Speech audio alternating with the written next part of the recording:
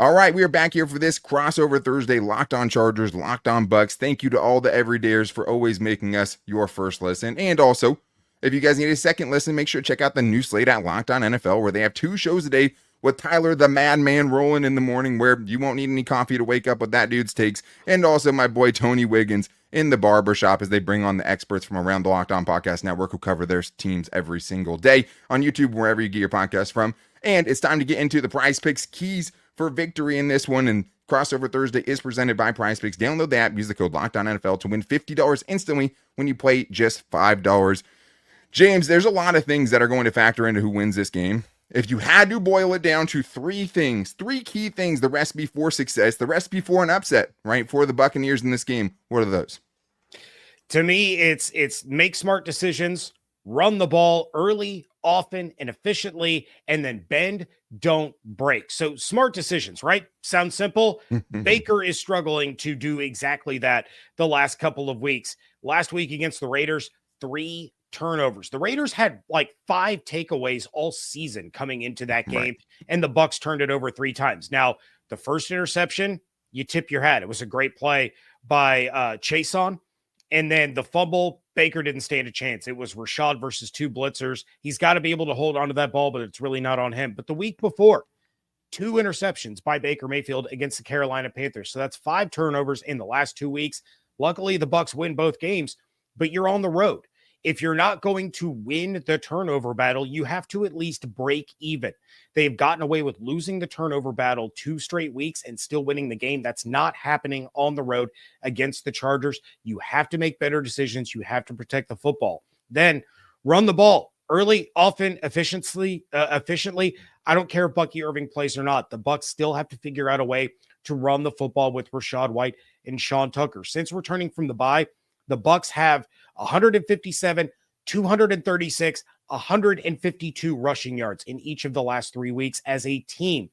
That has to continue. You run the ball efficiently. You're going to control the clock. You're going to keep your defense on the sideline. You're going to be able to control the tempo of the game. And in a game like this, that's probably going to come down to one possession, you need to be the one that has the ball way more often than the other team. So run the ball the way you have been, control the clock, put together those 12, 13, 14, 15 play drives that we've seen them score on, and then bend, don't break. This defense is in shambles. But they won against the Detroit Lions in Ford Field earlier this season by having a shutdown red zone defense. Give up all the yards you want, but when it gets down to crunch time, have Cameron Dicker come out and kick a field goal. Don't let Justin Herbert score. Don't let the running back score. You have to hold them to field goals. You're going to give up yards, but clamp down in the red zone and keep it to 3 instead of giving up 7. Well, and there it is. I mean, the Chargers basically have to do the exact opposite of that. And I think that spoke to me, especially with what happened right in the last game for the Chargers, where getting them off the field, the Chiefs, that is, in the red zone is what kept them in that game, what gave them a chance to go win that game. But what killed the Chargers in that game is that when the Chiefs got that ball back after Justin Herbert orchestrated another drive to get the lead against Kansas City with less than 5 minutes to play, and they didn't win that game again because why? You let them run 4 minutes and 45 seconds off the clock and get a chip shot field goal. Not only the 4 minutes and 45 seconds, you made them burn all 3 of those timeouts. If you're the Chargers defense, you need that play to be able to get you off the field. And this is a streaky team for the Chargers sometimes. We talked about with the Buccaneers last week, you said, yeah, they scored 2 touchdowns and you go like 6 drives where it's all turnovers or punts, right? The Chargers have that, especially for their offense. And that is one of my biggest parts of this game. Find the consistency and play a full game, right? Another week last week where your offense gets shut out for a half.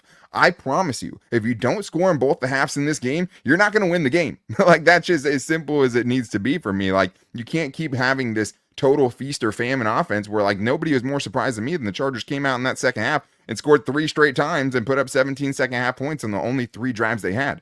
But you can't have that inconsistency when you're playing against good teams and you're playing against a red-hot Buccaneers team who's won 3 games in a row, right? The other part of it I would mirror you on is winning the turnover battle. Yes, the Chargers have the least giveaways in the NFL this season, but the other thing we've seen is they don't really have the margin for error to be giving the ball away, right? The only reason they're at 8 wins and 5 losses right now is because they've only given the ball up, 0.5 times per game so far this season.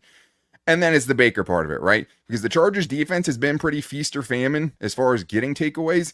And Baker Mayfield has been pretty feast or famine as far as giving the ball away, right? It's pretty wild to watch it because it's in all or nothing, right? Baker has 2 interceptions in back-to-back games, obviously 3 turnovers in the last game.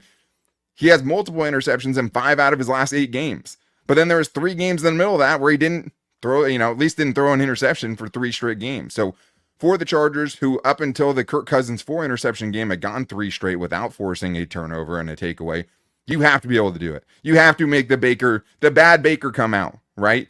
You're not going to be able to do it if you're letting Bucky Irving and Rashad White just run all over you. Rashad White is a very capable back. If Bucky can't play, don't be like, okay, well, the Chargers will be good now. That's just not the way it's going to go in this one. And the last thing for me is the other guys have to keep stepping up. The only good part of not having Ladd McConkey last week is it forced Josh Palmer into a bigger role. It forced Quentin Johnston into a bigger role. And they stepped up and they answered that call, right? Will Dissly gets a shoulder injury and a stupid play at the end of the half that meant nothing. Stone Smart comes in and has 3 catches for 54 yards in the second half. That's huge developments for an offense that got shut out last week. That's gotten shut out in 4 halves this season where they haven't been able to put up a point offensively outside of the pick 6 in the second half against the Falcons. So to me, those other guys have to keep stepping up. And then defensively, right? Cam Hart, Tarheeb Still, 2 rookie 5th-round picks that are forced into action who have been awesome. They get Mike Evans this week. There's not a lot of Mike Evans out there. They could have played well against other really good receivers, right?